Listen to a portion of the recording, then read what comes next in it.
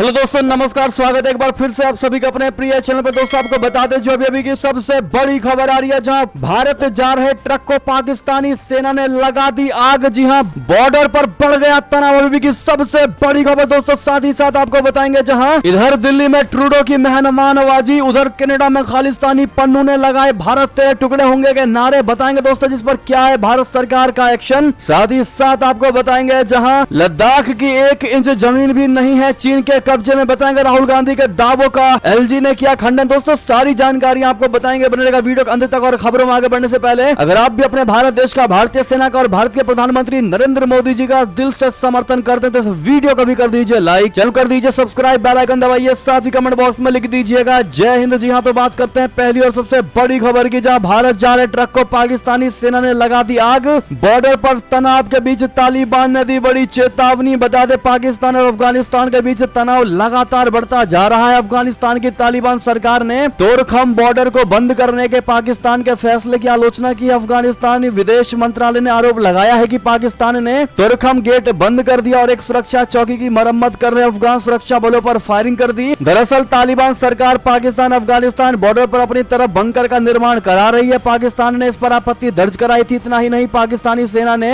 जब निर्माण बंद करने के लिए कहा तो दोनों देशों के जवान आमने सामने आ गए और इस दौरान फायरिंग भी हुई। फायरिंग की घटना के बाद पाकिस्तान ने तोरखम बॉर्डर बंद कर दिया। इस पर अफगानिस्तान के विदेश मंत्रालय ने चिंता व्यक्त करते हुए कहा कि इन कार्रवाई से दोनों देशों के बीच व्यापार संबंधों को नुकसान हो सकता है और दोनों पक्षों के व्यापारियों को नुकसान हो सकता है। इतना ही नहीं, अफगान मंत्रालय ने घटना का जिक्र किया जहां अफगानिस्तान से अंजीर भारत ले जा रहे एक ट्रक को बलूचिस्तान प्रांत में एक सुरक्षा चौकी के पास आग लगा दी गई थी। मंत्रालय ने कहा कि ऐसी घटनाओं से दोनों देशों के बीच अविश्वास पैदा हो सकता है। जी हाँ, तालिबान ने दावा किया है कि पाकिस्तानी सरकार ने हाल ही में संवेदनशील सूची के बहाने कराची में अफगान संपत्ति और वाहनों के सैकड़ों कंटेनर रखे हैं। मंत्रालय के बयान में कहा गया है कि पाकिस्तान अक्सर कराची बंदरगाह पर समस्याएं पैदा करता है। बहरहाल दोस्तों, अब इसके बाद भारत का क्या रिएक्शन आना है वो तो बाकी है, लेकिन बॉर्डर पर तनाव तगड़ा वाला फैल गया है। चलते अगली खबर की तरफ, जहां पर इधर दिल्ली में ट्रूडो की मेहमान नवाजी, उधर कनाडा में खालिस्तानी पन्नू ने लगाए भारत तेरे टुकड़े होंगे के नारे। बता दें कनाडा के प्रधानमंत्री जस्टिन ट्रूडो G20 समिट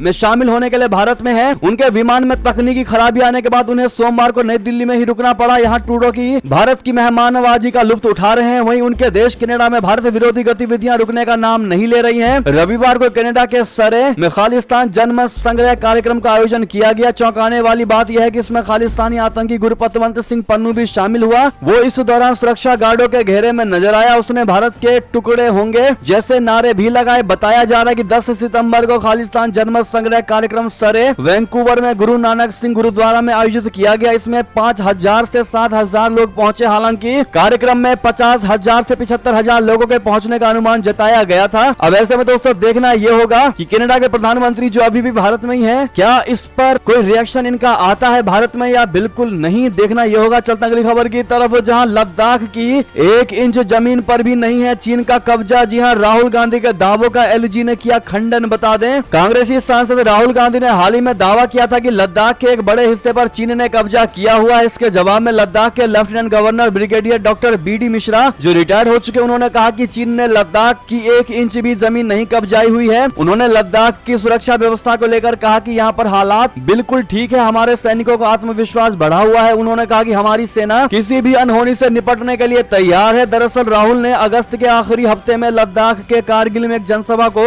संबोधित करते हुए कहा था कि लद्दाख एक रणनीतिक जगह है। एक बात बिल्कुल साफ है कि चीन ने यहाँ जमीन कब्जाई हुई है। चीन ने कुछ दिनों बाद एक नया नक्शा जारी किया। इसमें अक्साई चीन को चीन का हिस्सा दिखाया गया। इस नक्शे को लेकर राहुल गांधी ने कहा था कि पूरा लद्दाख जानता है कि चीन ने हमारी जमीन हड़प ली है। इस पर प्रधानमंत्री नरेंद्र मोदी को कुछ कहना चाहिए। वहीं सोमवार को जब राहुल गांधी के दावों पर लद्दाख के एलजी से सवाल किया गया तो उन्होंने उसका खुलकर जवाब दिया। LG brigadier doctor BD Mishra ने कहा कि मैं किसी और के बयान पर कुछ नहीं कहना चाहता हूं, लेकिन मैं वो जरूर कहूंगा जो रियलिटी है, फैक्ट है, क्योंकि मैंने खुद सब कुछ देखा हुआ है। उन्होंने कहा कि हमारी 1 इंच जमीन पर भी चीन का कब्जा नहीं है। हकीकत यह है कि हमारी सेना हर परिस्थिति के लिए तैयार है। भगवान ना करे अगर कुछ बुरा होता है तो दुश्मन को नुकसान उठाने के लिए तैयार रहना पड़ेगा। जी हाँ, लद्दाख के लेफ्टिनेंट गवर्नर से जब केंद्र शासित प्रदेश के सुरक्षा को लेकर सवाल किया गया तो उन्होंने सिक्योरिटी को बेहतरीन करार दिया। उन्होंने कहा कि हमारे सशस्त्र बलों को मजबूती मिली है, हमारे सशस्त्र बलों का मनोबल बहुत ऊंचा है, वे भारत की 1 इंच जमीन भी प्रोटेक्ट करने के लिए पूरे तरीके से तैयार तैयार हैं। अब ऐसे में दोस्तों अगर आप भी मानते हैं कि मोदी जी के आने के बाद से भारत की जो डिफेंस व्यवस्था है वो पूरे तरीके से और ज्यादा एडवांस और ज्यादा सिक्योर हुई है और ज्यादा मजबूत हुई है, तो कमेंट में मोदी है तो मुमकिन है जरूर कहिएगा। आप लोग चलते अगली खबर की तरफ, जहां दिल्ली से वियतनाम गए जो बाइडन 50 साल पहले इस मुल्क से कैसे अमेरिकी सैनिक मात खाकर निकले थे। आपको बता दें अमेरिकी राष्ट्रपति जो बाइडन दिल्ली G20 शिखर सम्मेलन के बाद रविवार को वियतनाम के हनोई पहुंचे। बाइडन ने कहा कि दोनों देशों के पास आने वाले दशकों के लिए इंडो पैसिफिक को आकार देने का मौका है। बाइडन का वियतनाम दौरा कई मायनों में ऐतिहासिक है। बाइडन ने कहा कि उनका लक्ष्य वियतनाम और अन्य एशियाई देशों के साथ अमेरिकी संबंध बनाकर वैश्विक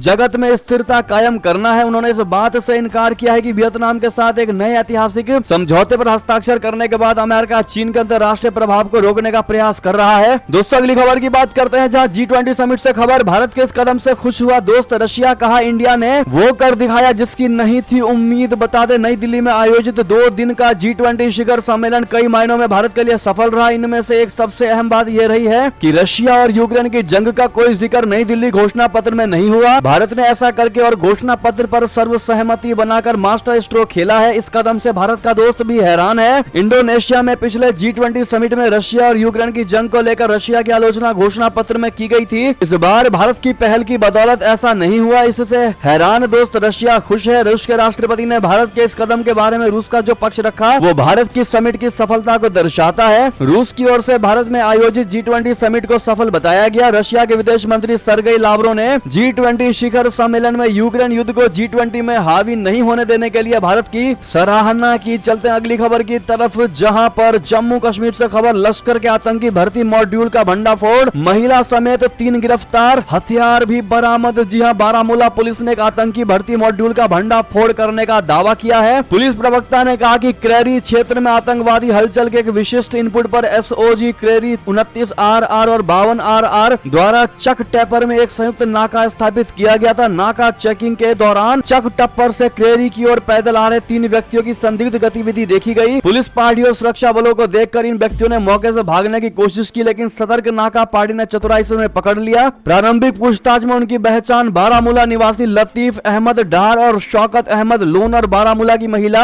इशरत रसूल के रूप में हुई। तलाशी के दौरान उनके पास से 3 हैंड ग्रेनेड और 30 AK-47 जिंदा राउंड मिले। चलते अगली खबर की तरफ, जहां आतंकी ओसामा बिन लादेन को बता डाला पाकिस्तानी ने हीरो, कहा उसने कितनी जंग लड़ी। जी हाँ दोस्तों, पाकिस्तानी शख्स ने जो ये बेतुका बयान दिया है वो काफी ज्यादा वायरल हो गया। आपको बता दें अमेरिका पर 9/11 हमले, आतंकी हमले को आज यानी सोमवार को 22 साल पूरे हो गए। आज ही के दिन 11 सितंबर 2001 को अलकायदा के सरगना ओसामा बिन लादेन ने अमेरिका के खिलाफ सबसे बड़ी साजिश को अंजाम दिया था। इस दिन न्यूयॉर्क के वर्ल्ड ट्रेड सेंटर पर हमला किया गया जिसमें 3000 से ज्यादा लोग मारे गए थे। इस घटना के बाद दोस्तों जब आज पाकिस्तानी से बड़े सवाल पूछे गए यूट्यूब के मीडिया की तरफ से दोस्तों, जिस पर कई बार तो पाकिस्तानियों के दिग्गज नेता भी ओसामा को हीरो बता चुके हैं। अब 9/11 आतंकी हमले के बरसी के मौके पर पाकिस्तान का एक वीडियो वायरल हो रहा है जिसमें लोग ओसामा बिन लादेन को हीरो बता रहे हैं। एक शख्स कहता दिखाई दे रहा है कि आतंकी ओसामा बिन लादेन एक मुसलमान था जिसने इस्लाम की लड़ाई लड़ी और वो अल्लाह के नाम पर शहीद हो गया। ऐसे में वो इस्लाम और मुसलमानों का हीरो था। अब इस पर दोस्तों आपकी क्या राय होने वाली होगी कमेंट में लिखकर अवश्य बताइएगा। बहरहाल जिस प्रकार से ओसामा बिन लादेन को